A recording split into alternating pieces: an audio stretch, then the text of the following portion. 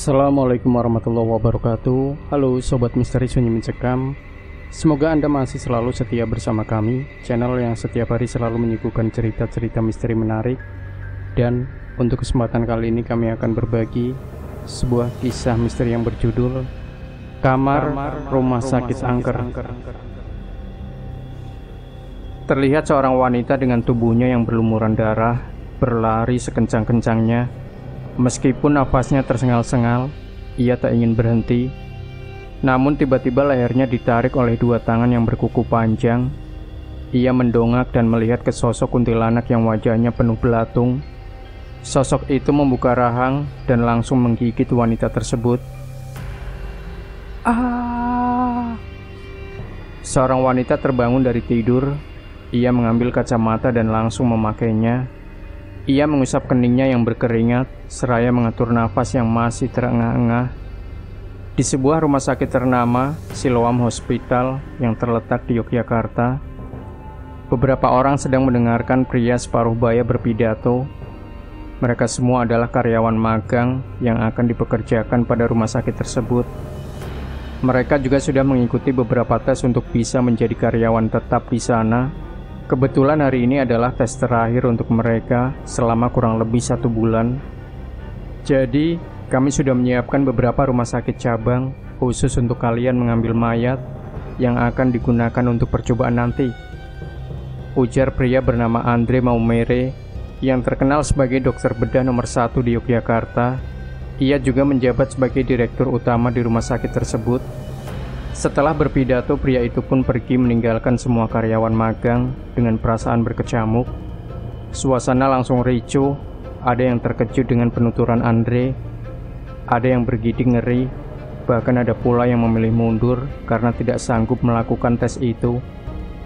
Gila, bedah mayat. Gimana Will? Lanjut nggak?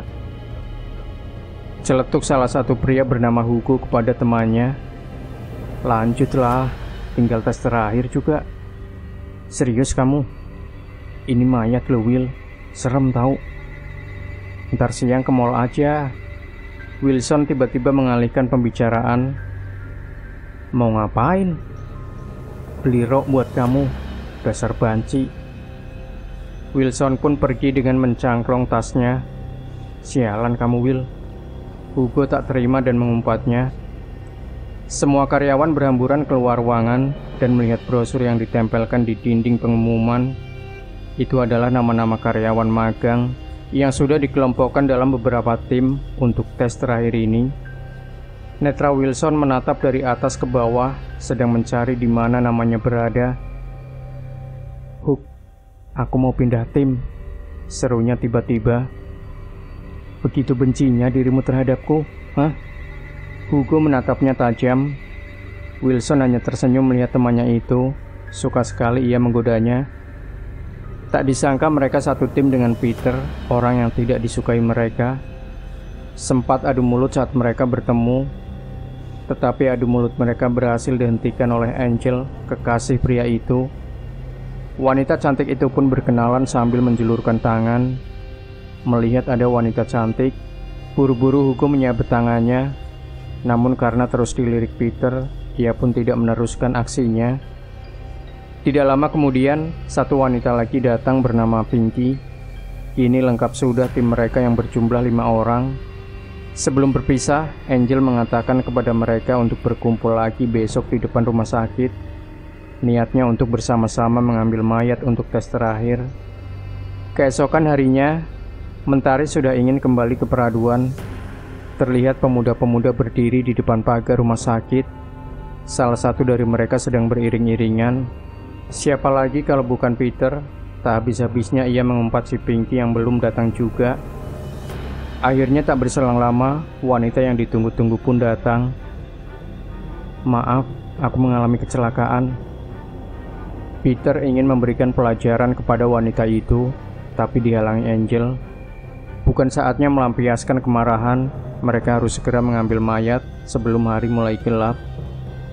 Mereka langsung masuk ke mobil dan menuju ke rumah sakit cabang. Di dalam mobil, Wilson melihat kaki Pinky terluka. Iba hatinya. Balut luka kamu, biar tidak infeksi. Ia menjulurkan sapu tangan. Terima kasih. Tidak disangka masih ada orang yang peduli padanya. Pinky tersipu malu. Nasib tidak baik harus menimpa mereka. Karena tiba di rumah sakit terlalu sore, mayat yang seharusnya untuk mereka sudah diambil oleh karyawan magang lainnya. Alhasil Peter mengamuk dan menyalahkan Pinky. Sudah, tidak ada gunanya kita bertengkar. Lebih baik mencari rumah sakit lainnya saja, lerai Wilson. Kamu. Peter tidak terima perkataannya dibantah. Mereka datang kembali ke rumah sakit cabang yang lain, namun hasilnya tetaplah sama. Semua mayat yang di sana sudah diangkut. Jam menunjukkan pukul 9 malam. Mereka sampai lupa untuk makan terlebih dahulu. Angel pun menyuruh berhenti di pinggir jalan untuk mencari makan. Angel kembali membawa beberapa makanan untuk teman-temannya. Wanita itu juga mendapatkan kabar baik. Kalau beberapa meter dari tempat mereka parkir, ada sebuah rumah sakit cabang yang jarang didatangi pengunjung. Ia yakin kalau masih ada sisa mayat di sana. Nama rumah sakitnya apa? Sentosa Hospital. Hugo segera mengecek di daftar rumah sakit cabang. Ternyata nama rumah sakit itu tidak ada. Persetan dengan daftar itu. Pokoknya kita harus mendapatkan mayat malam ini juga, cetus Peter dengan bersungut-sungut. Malas berdebat dengan pria itu, Hugo pun mengiyakan saja. Setelah selesai makan, mereka melanjutkan perjalanan. Malam semakin larut, entah mengapa kawasan yang mereka lewati begitu sepi. Sedari tadi tidak ada orang yang berlalu lalang. Apa kita tidak salah jalan ya? Pinky merasa sedikit khawatir. Udah, diem, bawel kamu. Gara-gara kamu juga kita kemalaman gini, sentak Peter. Itu di depan sepertinya ada bangunan, ujar Angel yang bisa melihat ada sinar lampu dari jauh. Sampailah mereka di sebuah bangunan yang cukup tua. Lampu-lampu di sana redup, tidak seterang rumah sakit biasanya, namun terlihat ada beberapa orang yang sedang melakukan aktivitas di bangunan tersebut. Will, yakin ini rumah sakit? Serem banget. Aku nggak mau masuk, tolak Hugo. Ya udah, tunggu di mobil aja sampai Mbak Kunti datangi kamu. Hahaha, Wilson. Semua orang pun tertawa melihat kelakuan Hugo yang konyol. Tidak menunggu lama, mereka segera masuk dan bertanya ke resepsionis. Namun anehnya, orang-orang di sana sedikit pendiam, duduk dengan tatapan kosong. Melihat itu, bulu kuduk pun ikut merinding. Para suster di sana terlihat sangat sibuk karena banyak pasien yang harus dirawat. Kalau rumah sakit ini tidak ada di daftar, apa mereka mau memberikan mayat ke kita? Tiba-tiba saja Pinky bersuara. Benar juga itu. Jangan-jangan kita akan ditolak nanti. Timpal Hugo ikut-ikutan. Udah, kalian di sini aja. Masalah itu biar aku yang urus. Peter dengan sombongnya berkata. Pria itu pun pergi ke resepsionis bersama sang kekasih. Peter memang bukan pria biasa. Ia adalah anak orang kaya. Sedikit saja sogokan uang yang diberikan kepada salah satu suster di sana, ia sudah mendapatkan apa yang diinginkan. Ini kunci kamarnya. Kalau sudah mengambil satu mayat di sana, segera pergi lewat pintu belakang, ujar suster yang disogok uang tadi sembari menyerahkan kunci. Setelah transaksi itu selesai, mereka berdua segera menemui Wilson dan lainnya. Ayo berangkat, aku sudah mendapatkan yang kita mau, ujarnya dengan sombong seraya memamerkan benda yang ada di tangan. Pinky dan yang lainnya saling berpandangan, terasa bingung. Dari mana pria itu bisa dengan mudah mendapatkan izin mengambil mayat? Namun mereka tidak ingin membuang waktu dan segera ke tempat tujuan. Hugo sempat menolak karena akan diajak ke kamar mayat. Ia merasa tempat itu tidak beres, beda dengan Peter dan Wilson yang tidak punya rasa takut sama sekali. Tetapi daripada ditinggalkan, Hugo akhirnya ikut saja bersama teman-temannya. Sampailah mereka di kamar jenazah nomor ruangan 1313 seperti yang Seperti yang tertera di gantungan kunci, saat pintu dibuka, hawa dingin mulai terasa. Terlihat beberapa berangkar yang tertutup kain putih. Hugo melilit erat lengannya Wilson karena ketakutan. Tiba-tiba Pinky merasa mual karena bau mayat yang bisa dipastikan masih baru. Wanita itu pun memilih keluar, berlari mencari kamar mandi, dan mengeluarkan semua isi perutnya di sana. "Tetaplah di sini. Aku akan menyusul Pinky." Will, main tinggal aja," keluh Hugo karena ditinggal Wilson. Ia segera mendekati Angel dan berharap mendapatkan perlindungan. Wanita yang didekati hanya menggeleng seraya tersenyum. Lega setelah mengeluarkan isi perut, Pinky membasuh muka. Saat membuka mata, terlihatlah sesosok wanita berwajah hitam tengah berdiri tepat di belakangnya. Terkejut, ia langsung menoleh, namun sosok yang dilihatnya tadi sudah lenyap. Saat Pinky ingin keluar dari tempat itu, tiba-tiba terdengar isakan tangis dari salah satu bilik kamar mandi. Penasaran, wanita berkacamata itu mencoba mencari dari mana arah suara tersebut. Satu persatu dibukanya pintu bilik, tetapi tidak ada siapapun. Pada bilik yang terakhir, ternyata ada seorang wanita yang meringkuk di bawah lantai. Tangan Pinky ingin meraih wanita tersebut, tetapi tiba-tiba sentuhan tangan mengagetkannya. "Kayak ini aku apa? Kenapa teriak-teriak?" sahut Angel yang juga ikut kaget. Pinky kembali melihat wanita yang terduduk di lantai tadi, tetapi sudah tidak ada. "Tadi ada wanita di sini, Angel. Gak ada siapa-siapa di sini. Ayo keluar. Kita juga udah dapat mayat untuk tes," jelasnya. Pinky hanya mengangguk cepat. Mereka berdua pun keluar. Terlihat Wilson masih berdiri di sana. Ia sengaja meminta Angel datang untuk mengecek keadaan Pinky tadi. Pasalnya, pria itu tidak berani masuk ke kamar mandi khusus wanita. Terlihat mereka sudah mendapatkan mayat yang didorong di atas berangkar untuk segera dibawa ke mobil. Hugo tidak ingin dekat-dekat dengan mayat itu. Mendadak lampu di atas mereka berkedip-kedip beberapa kali. Takut, Pinky mendekatkan diri ke Wilson, begitupun dengan Hugo. "Pertanda apa ini? Aku yakin rumah sakit ini tidak beres. Aku pengen pulang," rengek Hugo. "Kenapa kabutnya jadi makin tebal ya?" timpal Pinky yang bisa melihat asap putih menghalangi jalan. "Kalian berdua ini cocok banget ya, sama-sama penakut." "Udah buruan jalan, hampir tengah malam ini," sentak Peter. "Brooke, Hais, kenapa lagi ini?" Peter mengamuk karena salah satu roda berangkar ada yang rusak. "Kan beneran ada yang gak beres di rumah sakit ini." Hugo malah memperburuk keadaan. Peter ingin memberinya pelajaran, tetapi dihalangi oleh Wilson. "Sudah, jangan bertengkar. Kita gendong aja mayatnya, biar bisa cepat keluar dari sini," usul Angel. Tiga pria telah membopong mayat berbalut kain putih. Hugo ketakutan dan memilih bagian kaki saja. Sedangkan Angel berjalan bersama Pinky untuk menjadi penunjuk jalan. Lama mereka berjalan, rasa lelah pun menghampiri. "Aku capek nih, istirahat dulu ya," lagi-lagi Hugo berulah.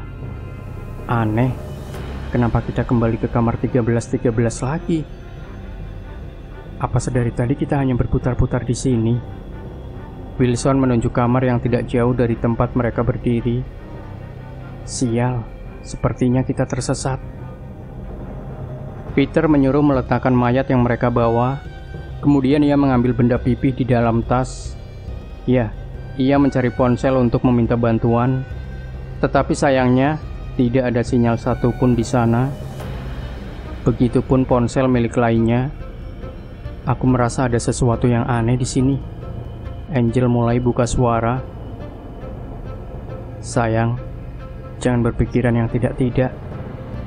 Ini semua hanya karena kita kemalaman," tegas Peter pada sang kekasih. Mereka bingung harus kemana lagi, malam pun kian larut. "Baiklah, kita bermalam saja di kamar ini. Besok pagi-pagi kita pergi dari sini," Titah Peter sudah seperti pimpinan saja. Terjadilah adu mulut antara yang lainnya. Hugo dan Pinky juga harus pulang ke rumah. Ia takut orang tuanya khawatir karena tidak pulang tanpa memberi kabar. Namun Peter mendesak mereka. Lagi pula hanya semalam saja.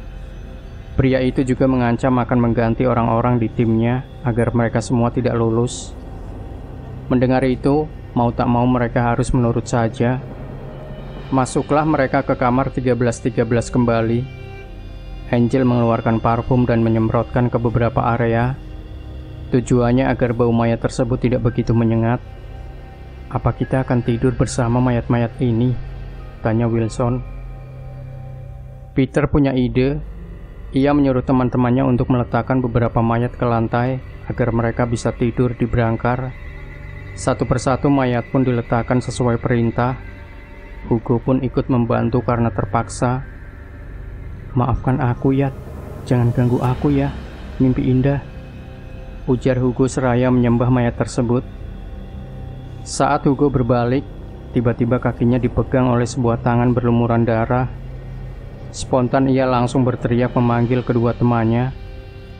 "Wilson, Pinky, tolong, kakiku digarik setan." Rengeknya. Wilson buru-buru datang. Bukannya membantu, pria itu malah mencita kepala Hugo. "Setan kepalamu, lihat itu, cuman kain juga." Wilson kembali pergi, tidak mempedulikan temannya itu. Hugo melihat ke arah bawah. Benar saja, itu hanya sebuah kain yang melilit kakinya. Akhirnya mereka bisa beristirahat sejenak karena telah melakukan aktivitas seharian. Untungnya Angel dan Pinky membawa beberapa camilan di tas. Setidaknya itu bisa menjadi persediaan makanan untuk mereka. Masih merasakan mual, Pinky ingin ke kamar mandi sekaligus buang air kecil. "Angel, anterin aku ke kamar mandi ya," pintanya pada Angel. Angel pun menyanggupi, kemudian ia meminta Peter untuk mengantarkannya. "Kalian berdua aja yang pergi, aku capek mau istirahat," tolak pria yang memakai setelan baju Adidas itu. Mendengar itu, Wilson pun mengajukan diri untuk mengantarkan kedua wanita tadi. "Will, aku ikut. Aku nggak mau di sini sendirian." Hugo pun menyusul mereka bertiga. Akhirnya mereka berempat pergi ke kamar mandi dan meninggalkan Peter sendirian di kamar 1313. "Iya, tapi Pinky lama, nggak tahu ngapain. Makanya aku tinggal ke sini." Angel langsung memeluk tubuh Peter, mengatakan kalau ia merindukannya. Seharian mereka berdua, tetapi tidak bercengkrama. Sama halnya dengan Peter. Alhasil mereka berdua pun melepaskan kerinduan dengan berbaring di atas berangkar. Saat Peter lagi asik-asiknya mencium kesana kemari, mendadak Angel berubah menjadi wanita yang menyeramkan. Wajahnya rusak parah dengan beberapa sayatan, disertai nanah yang keluar dari luka-luka tersebut. Tangan sosok itu mengeluarkan cakar yang tajam, dan dengan cepat menusuk punggung Peter hingga tembus ke dada. Peter mengerang kesakitan. "Siapa kamu?"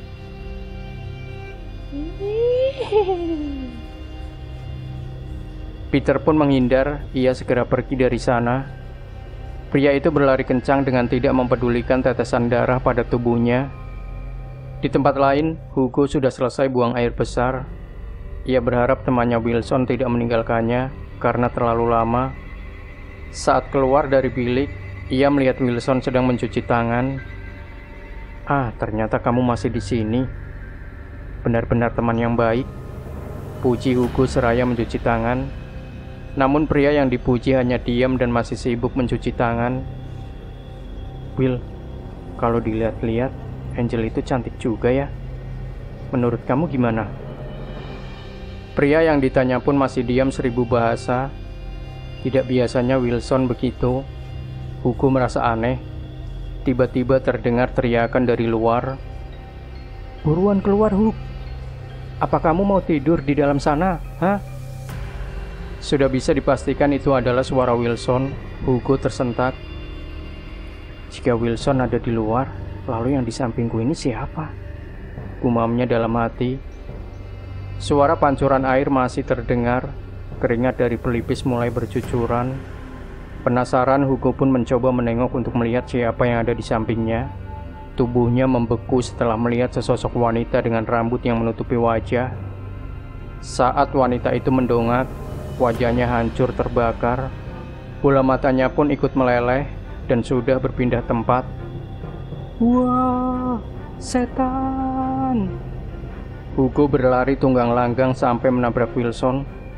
Apaan sih? Set. Hugo kesusahan menyebutkan kata setan. Setan maksud kamu? Ya elah, pakai dibahas. Buruan kabur.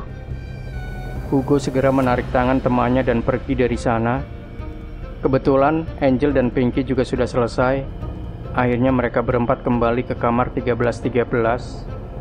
Aneh, mereka kaget karena Peter sudah tidak ada di sana. Bukan hanya pria itu, bahkan mayat yang akan dipergunakan untuk tes pun sudah raib. Apa Peter membawa mayat itu sendiri dan meninggalkan kita semua? Cetus Hugo kesal. Peter bukan orang seperti itu. Aku bisa menjaminnya.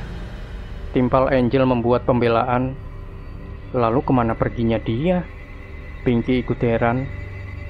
Wilson melihat sesuatu yang aneh di atas lantai, seperti tetesan air, tetapi berwarna merah. Ia pun mengamatinya. Sepertinya Peter sedang terluka. Tetesan darah ini masih baru. Mendengar penuturan itu, Angel sangat khawatir dengan keadaan sang kekasih. Ia ingin pergi untuk mencarinya. Agar pencarian itu cepat menemukan hasil, mereka pun berpencar dengan saling berpasangan. Angel akan pergi dengan Hugo, sedangkan Wilson bersama Pinky. Gunanya agar mereka bisa saling menjaga. Kita akan bertemu lagi di sini 2 jam dari sekarang. Aku akan memberikan tanda pada dinding agar kita tidak tersesat. Titah Wilson dan diangguki oleh yang lainnya. Mereka pun berpencar untuk mencari keberadaan Peter. Angel dan Hugo meneriaki nama pria tersebut, berharap segera menemukannya. Sekelebat bayangan melintas. Angel menoleh karena merasa ada pergerakan. Ada apa, Jel? Kurasa ada yang baru saja lewat. Ngawur gak ada apa-apa juga. Cuman perasaan kamu aja. Makanya sini, jangan jauh-jauh. Hugo menarik tangan Angel agar wanita cantik itu mendekat. Kesempatan yang tidak boleh ia sia-siakan meskipun sama-sama takut. Angel menurut saja. Kemudian melihat bayangan hitam berdiri di pinggir ruangan. Wanita itu mengira Peter yang berdiri di sana. Saat dikejar, bayangan itu malah masuk ke suatu ruangan. Mereka berdua pun mengikutinya. Peter, di mana kamu? Teriak Angel. Hening, tidak ada pergerakan sama sekali. Kamu yakin ngelihat bayangan tadi kesini? Iya, Huk, aku yakin. Tiba-tiba beberapa tetes air terjatuh dan mengenai wajah Angel. Wanita itu memegang wajahnya, ternyata itu adalah darah. Angel dan Hugo mendongak. Mereka terkejut melihat sesosok makhluk yang menyeramkan sedang menggerogoti tubuhnya Peter. Buk! Tubuh Peter dijatuhkan tepat di depan kedua temannya. Keadaannya mengenaskan dengan luka gigitan di sekujur tubuh. Angel menangis histeris dan ingin menemui sang kekasih yang telah menjadi mayat itu. Namun Hugo melarangnya. Ia segera membawa Angel untuk meninggalkan tempat tersebut. Keduanya berlari untuk kembali ke kamar 1313. Di sisi lain, Wilson dan Pinky berjalan sembari memanggil nama Peter beberapa kali. Berbekal lampu penerangan dari ponsel, mereka menerangi tempat-tempat yang mereka lalui. Tiba-tiba terlihat seseorang sedang berdiri di pinggir pintu salah satu ruangan. Bukannya itu Peter? Seru Wilson yang bisa mengenali temannya. Maaf, kalau malam aku susah untuk melihat dari kejauhan, sahut Pinky. Wilson pun mengajak wanita itu mendekati sosok yang dilihatnya tadi. Namun, sosok itu sudah bergerak dan berjalan sangat cepat. Akhirnya mereka berdua ikut mengekori dari belakang. Sampailah mereka di sebuah ruangan yang gelap. Lampu di ruangan itu pun terlihat redup. Wilson melihat Peter berdiri di pinggir jendela. Pria itu pun mendekatinya. Peter, kamu ngapain di situ? Wilson berjalan perlahan-lahan mendekati Peter, sedangkan Pinky berdiri di tepi memilih menunggu saja. Saat tangan Wilson sudah meraih pundak Peter, tubuh pria itu terasa dingin. Peter berbalik dan menatap ke arah temannya dengan tatapan kosong. Mendadak pundak Wilson dipegang. Spontan ia pun menoleh dan tersentak. Sesosok wanita dengan wajah terbakar sudah menatapnya. Kemudian ia berbalik melihat Peter. Alangkah terkejutnya, temannya itu sudah berubah menjadi mayat hidup dengan kepala yang hampir putus. Wilson berlari menghindar. Ia menyabet tangan Pinky dan membawanya keluar dari sana. "Ada apa, Will?" Wanita itu bertanya karena tidak tahu apa-apa. "Kita harus pergi dari tempat ini. Peter sudah meninggal." "Apa?" Pinky pun menurut saja dibawa oleh Wilson. Mereka kembali berlari dan sampai di depan kamar 1313. Belum sempat masuk, mendadak kakinya Pinky ditarik sesuatu, hingga tubuhnya pun ikut terseret ke dalam ruangan. Seketika pintu kamar itu tertutup dengan rapat. "Wilson!" Pekik Pinky dari dalam kamar. Si pria yang dipanggil langsung menggedor-gedor pintu tersebut, tetapi terkunci dari dalam. "Buka, woi! Pinky, bertahanlah!" seru Wilson. Ternyata Pinky ditarik oleh makhluk yang tubuhnya berlendir dan mengeluarkan bau anyir. Pinky hampir muntah dibuatnya. Ia tersungkur ke bawah meja dan masih berusaha memberontak, hingga akhirnya tarikan itu dihentikan.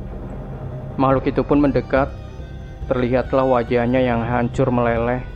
Wanita yang berkacamata itu bergidik ngeri saat berhadapan dengan makhluk tersebut. Pundak Pinky dicengkram hingga kuku tajam dari makhluk itu melukainya. "Ah!" Pinky mengerang kesakitan. Darah telah mengalir dari kedua pundaknya. Sementara di luar, Wilson menendang pintu kamar 1313 dengan keras. Akhirnya terbukalah pintu tersebut. Wilson terkejut melihat keadaan temannya yang sudah berlumuran darah. Makhluk itu mendesis melihat kedatangan orang lain. Wilson tak memedulikannya. Ia segera menarik tubuh Pinky untuk pergi menjauh dari makhluk yang mengerikan tersebut. Lari adalah satu-satunya hal yang bisa mereka lakukan. Sejauh apapun mereka mencoba pergi, tetap saja akan kembali ke kamar 1313. Namun Wilson mencoba menjauh dan mencari ruangan lain untuk bersembunyi. Pinky lemas karena kehilangan banyak darah, hingga pria itu harus membopongnya. "Bertahan lagi, kamu akan baik-baik saja," ujar Wilson mulai cemas. Pinky tidak bisa berkata apa-apa lagi. Ia pun harus mengigau memanggil nama Wilson. Sampailah mereka di sebuah ruangan. Pria yang membawa tubuh Pinky tadi segera meletakkannya di atas berangkar. Kalut, ia segera mencari apapun untuk menyelamatkan nyawa Pinky. Untungnya ada persediaan kotak P3K di ruangan tersebut. Wilson segera mengambilnya dan mulai mengobati luka di pundak Pinky. Setelah lengannya diperban, keadaan wanita itu mulai membaik. "Terima kasih, Will." Tanpa membalas ucapan barusan, Wilson langsung memeluk tubuh wanita yang ada di hadapannya. "Kuharap kamu tak membuatku khawatir lagi," ujarnya dengan membelai rambut Pinky. Heran, tetapi wanita berkacamata itu tidak menolak perlakuan Wilson. "Tadi itu makhluk apa?" "Aku juga nggak tahu. Kurasa rumah sakit ini memang tidak beres," sahut Wilson seraya berkeliling melihat situasi di luar ruangan. Netranya menatap keluar jendela. Malam semakin larut. Hanya tersisa beberapa tempat yang terlihat karena sinar rembulan. Namun Wilson melihat sesuatu. Ya, itu adalah mobil Peter yang terparkir tak jauh dari sana. Ia pun memberitahukan pada Pinky. "Berarti kita bisa keluar dari tempat ini. Ayo, kita cari Angel dan Hugo," pinta Pinky bersemangat. Belum sempat pergi dari tempat tersebut, lampu di ruangan itu berkedip-kedip beberapa kali. Pinky mulai ketakutan. Hawa dingin pun datang bersamaan. Entah apa yang dipikirkan Wilson, ia segera mengambil beberapa kain selimut yang tidak terpakai. kemudian menuangkan alkohol dari sisa mengobati luka tadi, lalu membakarnya untuk membuat obor, berharap bisa melawan makhluk yang mengerikan itu. Tiba-tiba pintu dan jendela di ruangan itu tertutup dan terbuka sendiri, serta terdengar suara-suara yang cumikan telinga. Wilson menggandeng tangan Pinky dan mengatakan untuk jangan melepaskannya, apapun yang terjadi. Muncullah beberapa makhluk yang mengerikan itu. Wilson dengan cepat mengarahkan obor ke arah mereka. Ya, api itu cukup untuk menakuti mereka, meskipun tidak sebegitu kuat. Perlahan-lahan kedua orang itu melangkah ke arah pintu, kemudian berlari secepat kilat. Makhluk tadi pun masih mengikuti dengan merangkak ke atap. Di tempat lain, Hugo mengantarkan Angel ke kamar mandi. Wanita itu tak henti-hentinya menangis, meratapi kepergian sang kekasih. Angel, kita harus segera kembali. Wilson dan Pinky mungkin sudah ada di kamar 1313. Aku ingin mencari makhluk itu, Hug. Aku ingin membunuhnya, tegas Angel dengan penuh amarah. Hugo mencoba meredam amarah Angel, memberinya pemahaman bahwa yang dihadapinya bukanlah manusia. Untuk itu mereka harus mencari kedua temannya dulu. Angel akhirnya mau mendengarkan saran Hugo. Mereka berdua pun kembali ke kamar 1313. Sesampainya di sana, mereka tidak mendapati kedua temannya. Hugo menyuruh Angel untuk beristirahat sejenak. Tiba-tiba pintu terbuka dengan sendirinya. Angel yang tadinya berbaring pun terbangun. Sekelebat bayangan hitam melintas dan berdiri tepat di belakang Hugo. Awas, Hug! Angel mencoba memperingati Hugo, tetapi naas. Makhluk itu sudah lebih dulu menusuk jantung Hugo, kemudian menarik gumpalan merah yang masih berdetak itu hingga keluar. Pria itu langsung tewas dan terkapar di lantai. Tawa makhluk itu menggelegar sembari menyantap jantung milik Hugo. Ah! Teriak Angel melengking ke seluruh ruangan. Angel berusaha melawan makhluk yang berwajah hitam tersebut.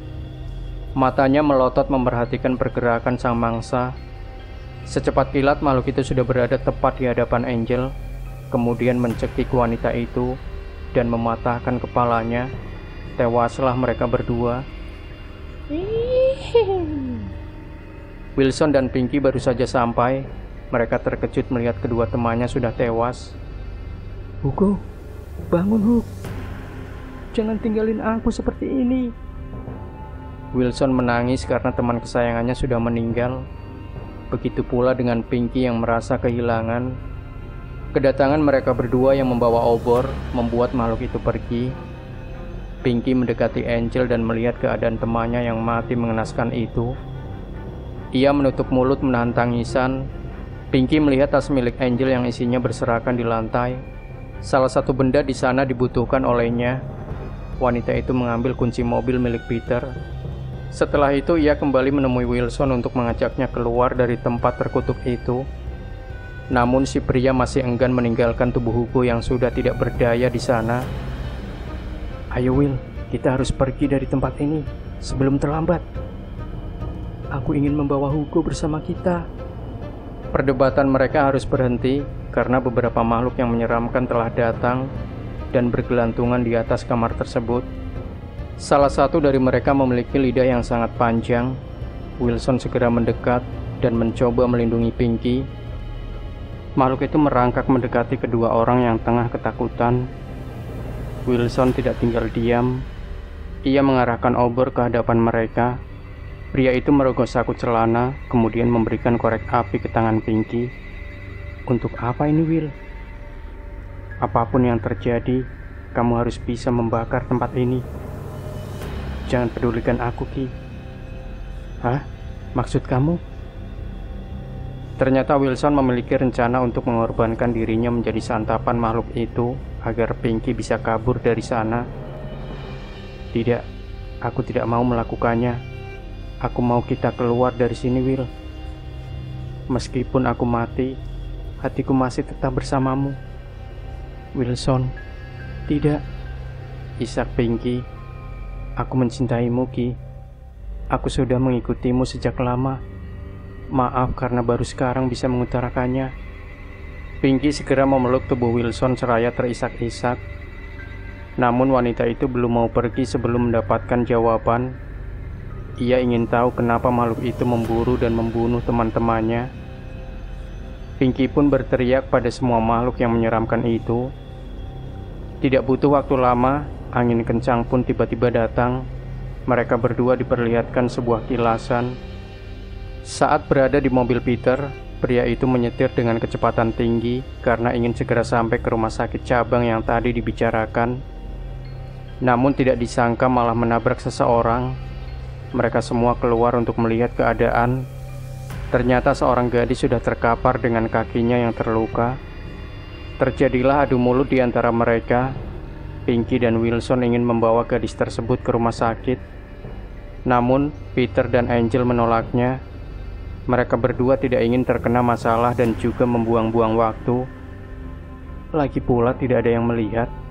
Dia pun masih hidup. Cepat, kita pergi saja dari sini. Peter memberikan perintah.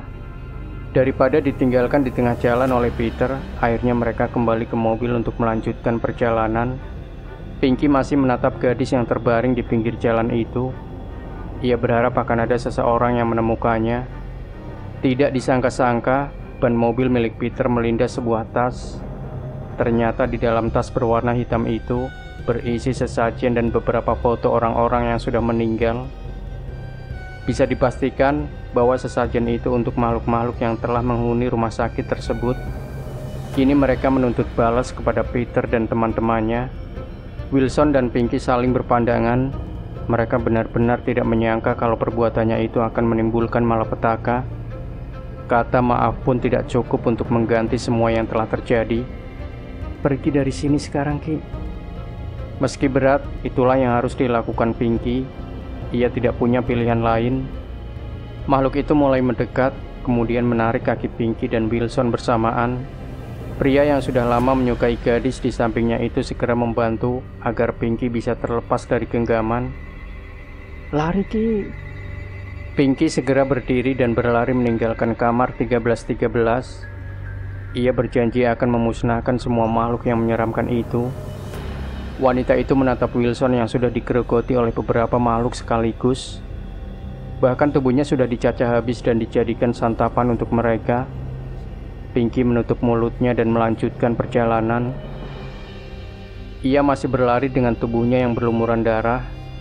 Meskipun nafasnya tersengal-sengal, ia tak ingin berhenti. Tiba-tiba saja lehernya ditarik oleh dua tangan yang berkuku panjang. Pinky mendongak dan melihat makhluk yang wajahnya berbelatung. Sosok itu langsung membuka rahang dan menggigit leher wanita tersebut. Pinky mengerang kesakitan, kemudian mengeluarkan korek api dan menyalakannya tepat di depan wajah makhluk yang mengerikan itu.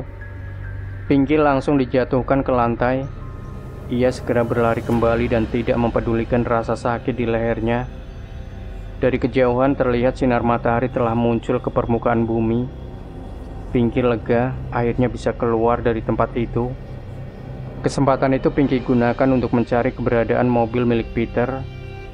Setelah ketemu, ia langsung membuka bagasi, berharap bisa menemukan apapun untuk rencananya nanti. Ada beberapa baju yang tidak terpakai di sana. Pinky menggunakannya untuk membalut luka. Sebagian digunakan untuk kain resapan bensin. Kemudian ia mengusapkan kain tersebut ke seluruh area mobil. Entah apa yang akan dilakukan Pinky. Ia terbaring di bawah mobil, kemudian memutuskan selang bensin. Aku akan membunuh kalian semua, cetusnya.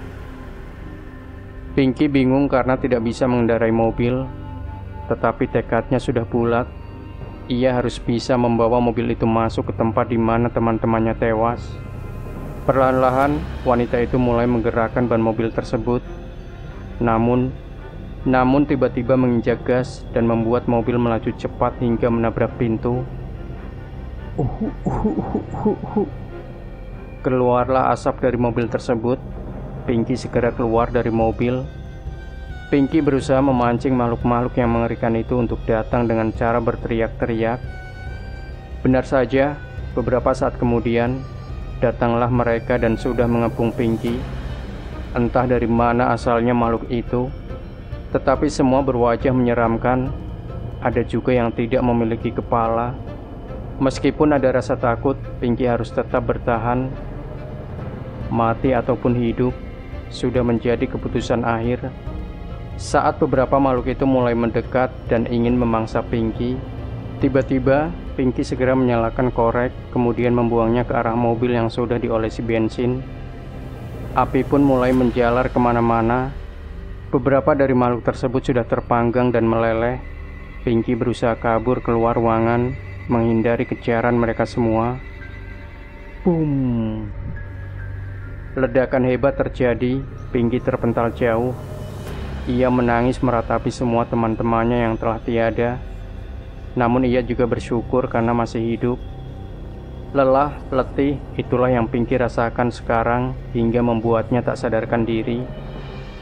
Pinky membuka matanya perlahan melihat sekeliling. Terlihat tembok yang putih bersih dengan beberapa ornamen lampu di atas kepala. Ditambah suara-suara yang sudah lama Pinky rindukan. Ya, wanita itu sudah berada di rumah sakit sekarang. Kedua orang tuanya pun ada di sana. Pinky anakku, kamu sudah bangun. Ibu sangat khawatir, nak. Isak seorang wanita paruh baya yang langsung memeluk tubuh Pinky. Ibu, ayah. Pinky pun menangis di pelukan mereka. Untunglah kamu selamat, sayang. Sahut ayahnya. Pinky merasa lega. Sebuah cerita di televisi sedang ditayangkan. Itu adalah berita tentang Pinky yang telah ditemukan oleh para warga sekitar. Wanita itu tidak menyangka bahwa selama ini sudah hilang selama 1 minggu bersama teman-temannya. Padahal ia hanya merasa 1 malam saja tidak pulang. Namun bukan hanya itu saja. Pemerintah seperti menutup-nutupi tentang fakta yang ada. Mereka mengatakan bahwa kelima orang tersebut tersesat di sebuah rumah sakit lama.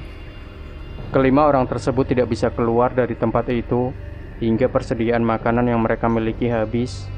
Terjadilah pertengkaran antar mereka hingga harus bertahan hidup dengan saling memakan. Jadi wajar jika ditemukan potongan-potongan tubuh manusia di sana. Awalnya Pinky tidak terima dengan berita yang disiarkan televisi karena tidak sesuai dengan kenyataan yang ada. Namun, kedua orang tuanya mengatakan untuk tidak ikut campur urusan dengan pemerintah. Pinky pun harus menunggu agar kondisinya kembali pulih seperti sedia kala. Ternyata yang disebut-sebut kamar 1313 itu sebenarnya sebuah laboratorium untuk uji coba. Beberapa eksperimen tidak berhasil diciptakan dan malah membuat makhluk-makhluk yang mengerikan. Untuk itu pemerintah memusnahkan semua orang yang berkaitan dengan eksperimen tersebut, hingga kejadian itu memakan banyak korban jiwa. Setelah peristiwa itu, semua warga yang tinggal di area tersebut selalu diteror oleh makhluk-makhluk yang menyeramkan, hingga beberapa warga meninggal. Sehingga para warga berinisiatif untuk memberikan sesajen atau persembahan ke mereka agar tidak diganggu lagi. Pinky bertekad setelah keadaannya membaik, ia akan mengutarakan semua yang dialaminya di tempat terkutuk itu. Kedua orang tuanya Pinky membiarkan sang anak untuk beristirahat. Sepeninggal mereka, wanita itu merasa bosan dan ingin menggerakkan badan. Ia juga melihat banyak pasien lain yang terbaring di sana. Ia berjalan menuju jendela yang tidak jauh dari tempat tidurnya, mencoba menghirup udara segar. Ia masih tidak menyangka bahwa teman-temannya telah tewas. Tiba-tiba matanya dikejutkan oleh penampakan sebuah mobil yang terparkir di luar jendela. Ya, itu adalah mobil milik Peter dan kondisinya masih belum terbakar. Tidak percaya dengan apa yang dilihat, Pinky mengusap matanya beberapa kali. Jika itu mobilnya Peter, berarti rumah sakit ini. Pinky berbalik dan mendapati rumah sakit itu sudah berubah menjadi gelap. Para pasien yang tadinya berada di ruangan tersebut berubah menjadi makhluk yang menyeramkan. Tidak, ini semua tidak nyata. Aku sudah membunuh kalian semua, ujarnya masih tidak percaya dengan apa yang dilihat. Beberapa makhluk itu mendekat. Pinky sudah tidak bisa lari kemana-mana. Pasrah, mereka mencengkram tubuh Pinky, kemudian mencabik-cabiknya. Makhluk itu memakannya hidup-hidup. Pinky pun tewas meregang nyawa, sama seperti semua teman-temannya. Demikian Sobat Misteri Sunyi Mencekam, tinggalkan komentar Anda, like, share video ini, subscribe channel Sunyi Mencekam, dan kembali nantikan cerita-cerita misteri terbaru dari kami. Wassalamualaikum warahmatullahi wabarakatuh.